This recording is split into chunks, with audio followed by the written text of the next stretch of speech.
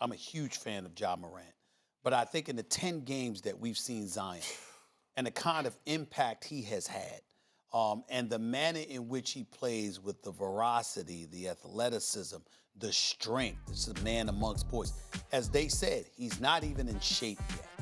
And I think when you look at that and the eye of the basketball world being on him, I think that's why when we asked the question about the biggest story by season's end, you could easily say him. Memphis going to the postseason, you can make an argument they're in the postseason, okay, you talk about Ja. But I think for me personally, if the Pelicans continue to upgrade, him looking the way that he looks, and then you fantasize about what he's going to bring to the table, that's what you're going to be talking about. I think you'll talk about Ja if he's playing in the postseason, and that's what you're going to say, recognizing his greatness, of course, because he is a great talent. But Zion is just, he just seems to be on another level. Mm-hmm. Go ahead, Max. Zion Williamson, look, Ja Morant's playing at almost all-star level out the gate. Zion Williamson's playing somewhere between like an all-star and an MVP out the gate. It's absurd, and there's room for growth. You know, like I do 1, 2, 3, 4, 5 stars. 1 star is a role player, a rotation piece, et cetera, right? Up to 5, which is an MVP. Zion's already like a 4.5 star player. It's absurd. However, there are only about 28 games, I think, for most teams in the season left. That's a whole lot for Zion to try to make, 4.5 games out now to try to make the push against Memphis. If Ja is in the playoffs, Stephen A., particularly as an 8th seed, it's going to be them going up against the Lakers. That will be a showcase for Ja Morant. So even though Zion game for game is better, Ja Morant will not only get Rookie of the Year because he's played a full season, but he's going to be showcased in the playoffs in the LeBron James series in the first round, and his performance will be on everyone's mind, even though obviously they're going to lose. I'm going to say by the end of the year, we're going to be talking about Ja Morant. I'm not going to make a case if Memphis gets to the playoffs, if Memphis doesn't get to the playoffs. I'm going to talk about definitive from this perspective right now, because I can give a lot of different scenarios where maybe the Pelicans make the playoffs, right? If you look at the numbers from right now, what Zion is doing is literally next level. I mean, he's rebounding, he's averaging either a shot attempt or a rebound every time he touches the ball. And his efficiency level is over 70% from that's insane when you think about Zion. Now, I'm not saying that diminishes by any manner what Ja Morant has brought to the game of basketball. Ja Morant is exceptionally special.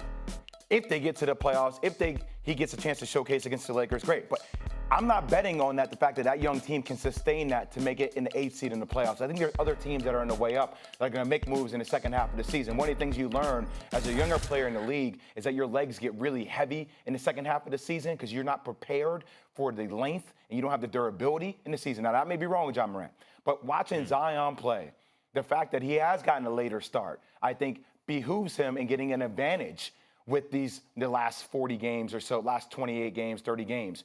And I like the way that Zion plays because he just plays with that sheer energy and effort. Stephen A., he's going to have games where he might be able to get you 25 and 20, 25 and 25, just based upon his effort. And I'm saying the ball being in the hands of Ja Morant all the time to have to do something, I like the position that Zion is on. And plus, let's talk about this honestly. He moves the needle. Yeah. He moves the needle media-wise. Yes. Yeah. The ratings go off the charts every time you watch him play. Mm-hmm. So if he plays this way and continues to sustain that, there's only going to be more attention that's going to come along with Zion. And who knows what they would have been doing if Brandon Ingram were healthy and was able to play. And there's only one game in which Zion Williamson has shot less than 53% from the field. One game. That's it. And so when I look at it from that perspective and I just see the kind of noise that he's making while they're struggling, think about this for a second. As great of a talent as Ja Morant is, we weren't talking about him that much before Zion came on board. And so, and then now, the only reason you're thinking about him is because you're comparing him to Zion. Everything evolves around Zion. Know what else about Zion, guys? The ways in which you want him to improve are actually like already similar to the way you want Antetokounmpo to improve. Like, really, Zion is a center. In the modern Yeah. small ball era, he's probably best at the 5. And he already does so many of the things at such a high level you want that guy to do. The extra stuff we want him to do is because we want him to have, like, skills of a 3 also, which, by the way, he may continue to develop because he's already got a lot of them.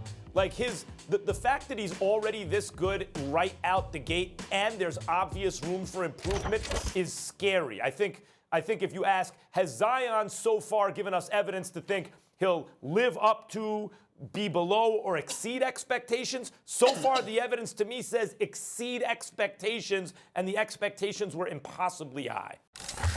What I love, I think will help Ja Morant, is that he's unapologetic about his swag, his agree. confidence, and how, listen, 1 minute he's going at James Harden. Somebody better tell him who the hell I am. You know, another minute he's going at Steph Curry and Andre Iguodala backing up his teammate. When you see stuff like that going on, Ja Morant is going to make a name for himself when you turn around and you show up on the court and you shoot 48 or 49% from the field, and you averaging 17 and 7, and your team is above 500 and en route to go into the playoffs. That is not something that we can ignore. So Zion's gonna get to shine, but Zion's played 10 games. Right. Ja's played 48. I hear you. Ja's gonna be Rookie of the Year. Thanks for watching ESPN on YouTube. For more sports highlights and analysis, be sure to download the ESPN app. And for live streaming sports and premium content, subscribe to ESPN+.